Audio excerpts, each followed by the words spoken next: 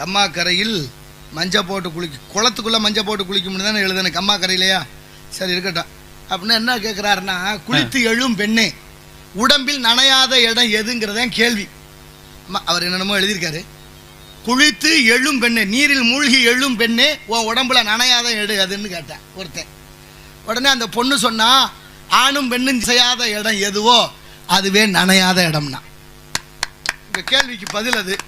புரிஞ்சு இப்போ நீங்கள் தான் புரிஞ்சுக்கிறணும் எதுன்னு. இந்த கேள்வி இன்னைக்கு நேரத்தில் இல்லை, ரொம்ப காலாட்சி. இதெல்லாம் வந்து இந்த பகுதிக்கு வந்தாலும் இந்த கேள்வி கேட்பாரு. இப்படியெல்லாம் போய் வந்துருச்சு. இந்த கேள்வி கேட்டு என்ன செய்ய? இம்பார்ட்டன்ட் கேள்வி. ஆமாம் ஆமாம். 1000 2000 காஜம் வாங்கிட்டு ஓட்ட போட்டு ஒரு வேலும் திரும்பி பார்க்கலாம். அதை கேட்க நாதி இல்லை. என்னைய கேள்வி கேட்டு என்ன செய்ய போகிறான்? என்ன இருக்குது இந்த நாட்டில்? கல்வி ஒழுங்கா இல்லை, மருத்துவம் ஒழுங்கா இல்லை, சாலை ஒழுங்கா இல்லை, தண்ணி ஒழுங்கா இல்லை, எதுவும் இல்லை. இல்லை.